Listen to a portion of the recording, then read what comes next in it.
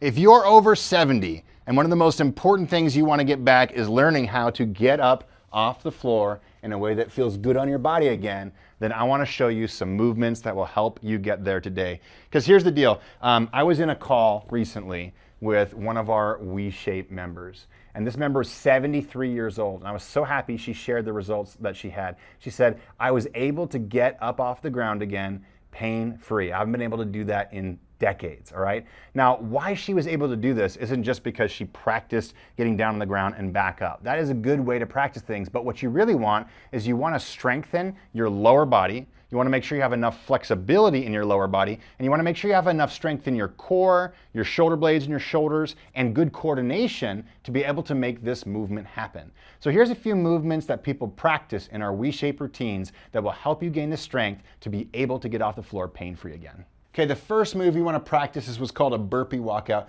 Don't worry, it's not the challenging burpees that you see people doing at the gym or on social media. You start with a high chair position or a countertop position, okay? What you'll do is put your hands down on the countertop like this or the chair. You take your legs back one step, the other step, squeeze your glutes and your core and really press your hands down to the surface. Then take one step forward, the other step forward, and then stand up nice and tall. And we're going to want to do this breathing rhythm where we inhale as we come back, exhale as we come forward just like this. Now start by practicing this movement for at least 1 minute at a time. You could do multiple rounds if you want to, but we want to build enough strength where we can start to lower the height of the surface, okay? So then you can find a different surface in your house that's a little bit lower. That might be an ottoman, that might be the low part of a chair. And what you can do is start practicing your burpee walkouts there. So you're coming down, really pay attention as you go, more range of motion, nice flat back.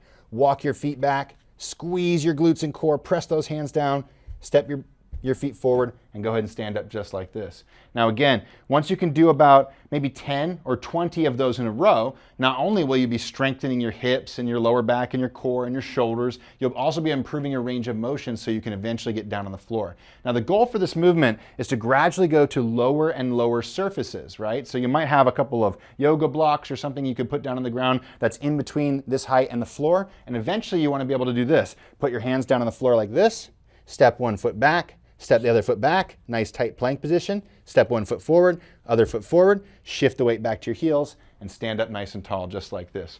Practicing this burpee walkout pattern is one of the best ways to gradually build the strength and flexibility to get up off the floor pain-free again. Okay, the second move you want to practice is the ability to do a lunge like this. If you can lunge like this, it's pretty easy to get down on the floor and back up again because you're gaining a lot of strength in your lower body. But most people can't do that in their 70s, so here's an easy way to get started.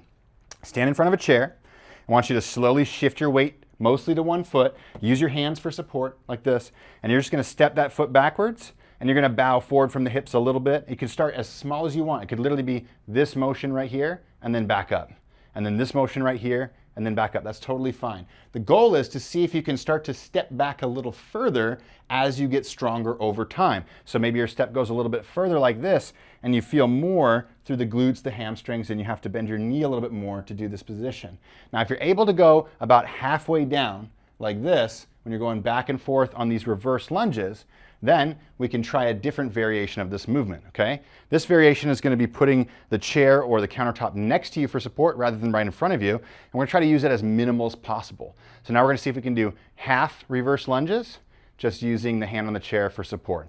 Okay, again, I want to make sure that there's nothing that's preventing you from catching yourself if you need to catch your balance. But start by just going as far as you feel 100% comfortable and using your hand on the chair for support.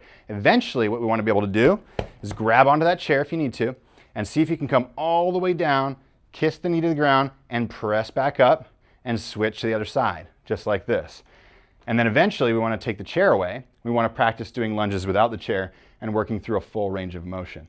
Now, I know I just showed you a bunch of different progressions, and the truth is, this isn't going to happen overnight. It's not going to happen in a month or probably even 3 months. But if you consistently practice the right variation of the burpee walkout and the lunge and gradually scale up the difficulty over time, you'll rebuild the strength to get down on the floor and up off the floor in a way that feels pain-free again.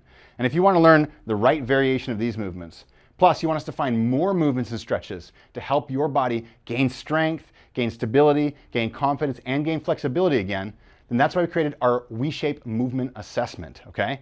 This movement assessment basically asks you a bunch of questions, just like a personal trainer would, about where you're tight, where you're weak, what your goals are, and we help you find the best movements and stretches to make your body feel good again. Give it a shot right now by clicking the link below.